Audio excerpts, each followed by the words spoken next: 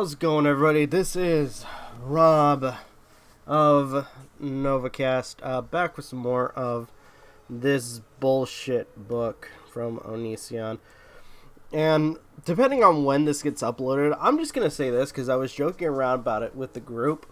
When I look at this particular group, or this book, sorry, not the group, the book, no joke, this is like the sort of, what's the best way to put this? The sexual fantasy of William Shatner, but creepier. And I want to point out that we're talking about the William Shatner from Star Trek. The same guy that got with all the ladies in the Star Trek TV show. In almost every movie. And then, let's not forget, he directed Star Trek V, where in several scenes of the movie, he had, no joke, a 3-breasted furry dancing provocatively in a scuzzy bar. And in one of those particular scenes, he did, in fact, wrestle with said furry. I just want to point out there. Or just kind of point that out. I feel like Onision's book is way creepier than William Shatner when it comes to his content. Okay? I mean, mad respect for William Shatner for being Captain Kirk for, so long. But just overall, yeah. Oh my gosh. Alright, here we go. This is gonna be so bad. Wait a minute. Was this the chapter that everybody told me to watch out for? Oh, fuck, I think it is. Oh, you gotta be kidding me. Yeah, I think this is it. Okay. Oh gosh. Forgive me if I feel sick during this. There's like 1, 2, 3, 4 pages. Okay. We can do this. Okay. It was summer. I was with my dad in Ohio. We had just arrived at a cabin in the woods by a lake. There was a girl there. Her name was Julia. She had long, curly brown hair. She had a smile that lit up the room. Yep, this is definitely the fucking chapter. And a look in her eye that felt like a beam of energy shooting through me whenever we made eye contact. I was 5'10", despite being so young. She was about 5'1", despite being 4 years older than me. We were listening to Sugar Ray on the radio, standing out in the beautiful deck looking into the woods. She made me feel good about myself. The subtle touches of my shoulder, my hand, she giggled. After every other thing I said, I was lucky to have someone distract me from the last couple months of my life. This is a weird, jump, okay? I don't get these, jumps that Onision does with these fucking books. Or with this book. Stay consistent to the fucking story. Why are you jumping so frequently? Fuck. I'm trying to keep up with your damn book and you keep fucking doing this shit. A flashback crossed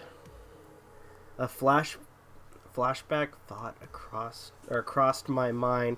The boy in the bathroom, he must have injected me with something, done something to me. I woke up sitting in the corner of the bathroom. A janitor was shaking me. The female principal wouldn't come in the bathroom. A janitor was shaking me. Oh wait, did I just repeat the same fucking thing? Oh gosh. Smelled like alcohol. Shaking out of my thoughts, Julie and I decided to play darts. She tried, but I won with little experience. Good job, Daniel. You're natural, she said. I replied, thank you for letting me win. She laughed. She was so cute, wearing jean shorts, a yellow spaghetti strap top, a thin metal necklace around her neck. I was entranced by her. Every week, Julie and I see each other at church. My father was part of a small gathering he sometimes preached at. There were about 15 members, and we were all pretty closely involved, having dinner parties at each other's houses, going out to eat after every day of church. It often felt like none of us were really there for God, but just there to have family or have friends. To have a social life, God was just the guilt that made us responsible enough to show up every week. Again, way to think people, dipshit. One day we were all praying in the circle in church. Someone was praying about how their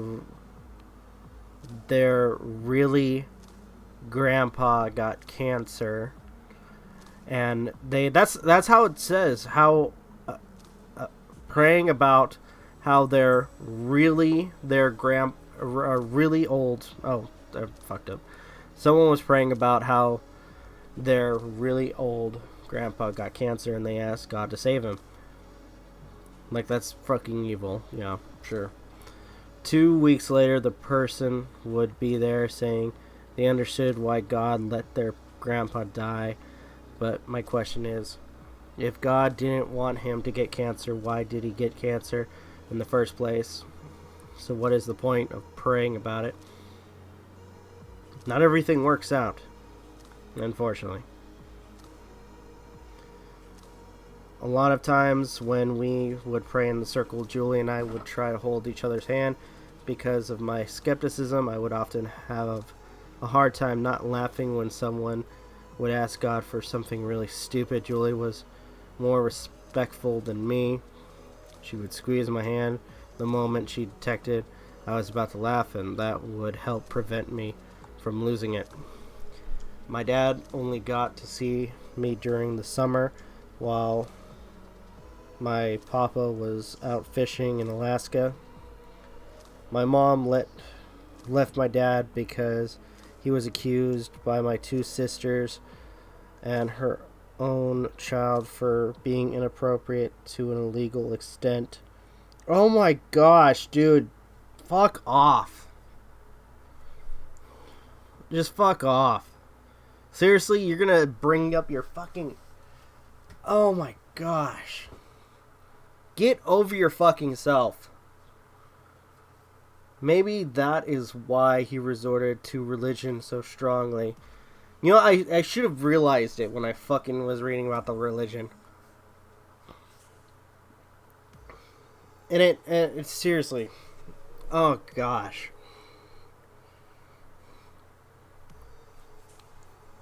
Maybe that is why he resorted to religion so strongly, to make sense of his own sins, to try and accept himself despite what a monster my family members accused him of being. Yet no proof of it, dipshit. So far.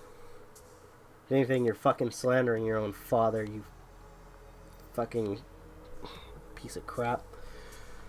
One day, my dad decided to go over to Julie's parents' house after church. The majority of church followed. There was a silly little pond outside Julie's house, and she asked if I wanted to go out on a paddle boat with her and a friend of both of ours, Michael. Michael decided to bring a fishing pole for the pond, and pretty quickly caught what looked like a catfish. Oh my gosh, Michael said. This is so gross. Julie paddled back to shore with me. Michael in the back of the boat. Immediately, her dad and immediately her dad said, "We need to let it go." I replied, "We're not going to eat it." Her dad said, "No, it's too small." I was confused, as the fish was clearly wounded, and putting it back, well, it just seemed wasteful considering we have half. Really, dude? It's not H-A... We have... He has H-A-L-F. I'm pretty sure it's H-A-V-E. Have killed it by catching it. And now it is just going to die anyway, uneaten, as if it was all pointless. We played in the pond a little longer till I said something to Julia. Michael had made a joke about how he thought Julia liked me, and I replied with, I hope so. Julia reacted by pushing me in the water. We all laughed. I laughed.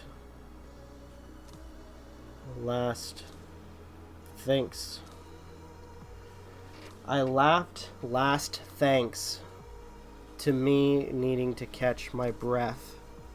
What the fuck does that mean? Julie promptly suggested I wash off now that I was covered in the pond water. So the three of us walked over to her neighbor's house, which was twice as big as hers, much newer and unoccupied as the neighbors were on vacation. I was about to hop in the shower. Julie was the only one in the room with me. Michael was in the music room of the mansion, strumming away on a guitar and singing funny lyrics like, "Don't eat the fish, the itty bitty fish. I think the meat would be bland." Julie looked at me and smiled, clearly not ready to leave the room so I could shower. I said, "Well, are you going to hop in?" Julie replied, "Want me to hop in?" My heart fluttered. I then laughed awkwardly and said, "You want to shower with me?" She laughed and said, "Don't be too long," as she walked out of the room. I blew it. She should have probably showered with me. Why did I say that?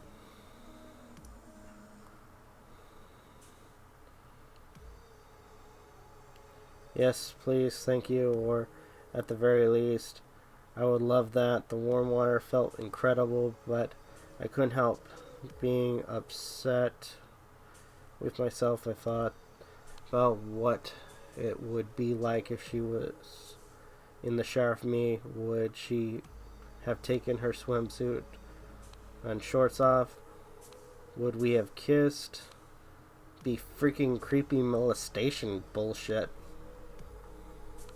You fucking, bitch about your dad, but you're writing about this crap. Before it was time for me to return home to Washington State, we had one more cabin trip to go on with a few church members. Michael was there. I was the one in my so was one of my sisters, and Michael's sister Julie, most importantly, remained close to me the entire first day of us being there. All the kids were to sleep upstairs in sleeping bags in the big carpeted room of the cabin. It consumed the entire upper floor. Julie was staring at me from her sleeping bag for most of the time. The lights remained on in the cabin. She was smiling every time I looked at her. I would smile back upon seeing this. There was a pillow between her sleeping bag and mine. She had put her hand under the pillow in the way that only made sense if she was reaching out to me, so I reached my hand out and held hers. No one else in the room had any idea. A short while after, lights went out, and that's when Julie began moving towards me, slipping her body inside my sleeping bag. She immediately began kissing me, and I kissed her back just as aggressively.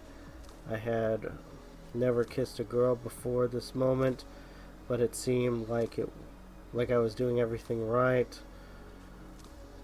With one hand, I unbuttoned her shorts, and slipped my hand into her underwear. This again was the first time I ever touched someone like this. Julie, now on top of me, began breathing heavily. As my fingers moved in and out of her, she continued to kiss me and began to grind on me as well. After 20 minutes of one of the best moments of my life to date, she buttoned her shorts back up and kissed me goodnight.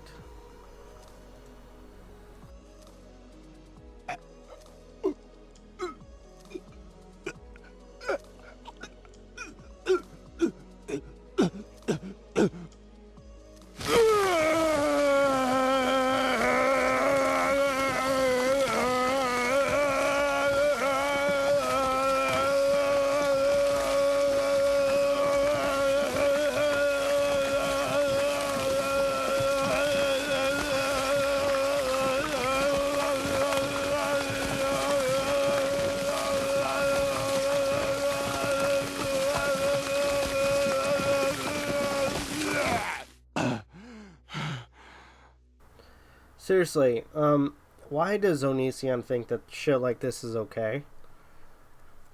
To write about freaking 11-year-old getting on with a fucking 15-year-old? I mean, in of itself, it's an example of molestation. Wouldn't it be? Oh my gosh, this is so fucking horrid. Now I kind of feel bad for making that reference to William Shatner. At the very least, he had fucking standards. I'm pretty sure he wouldn't be going after fucking teens. Alright, let's continue this bullshit. Alright, we're almost done. I was glowing, and not to my knowledge at the time. It wasn't even over. The next morning, Julie and I were the first two people to wake up in the house. I found her sitting on the couch downstairs.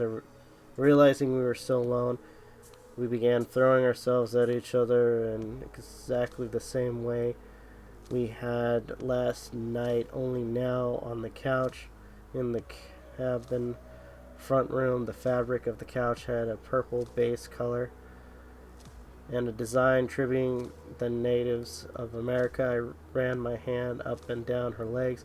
I pulled her body as close to me as I could.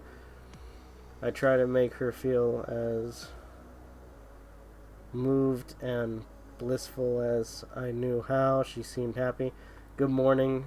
My dad's voice boomed from a back room. Julie quickly sat up while zipping up her pants. I slowly reacted with a smile and a good morning. I could see Julie was beaming. It was sad I had to go home soon, but to that bedroom, back to that school. But my mom had custody, and only reason I wanted to stay was the thought of a beautiful girl who would probably be embarrassed to ever publicly date me, considering our age gap. The plane ride home was a cold one. I think you mean plane, dipshit. Alright. Oh my gosh. Okay, I'm gonna go ahead and play that clip again. Seriously, this is so fucking scuzzy. And I'm sorry, again, I have to be reminded that this was advertised to his fucking young audience as well. This is so fucking creepy. It is so fucking disturbing when it comes to this book. My gosh, dude. You are so fucking obsessed with sex. Get over yourself, you creepy fucker. Alright. I'm going to end this one, and I am probably going to drink a little bit. I think my drink of choice will probably be a Coke and rum. Alright. Thank you guys so much for watching. Truly appreciate it. If you guys can, please leave a like, comment, share, subscribe, all the good stuff. This is Rob of Novakast signing off. Have a good one. Take care. And, oh my gosh. We still got, what? We're on chapter 13. So that would mean 6 more chapters. Fuck. Alright. We can do this. We're almost done.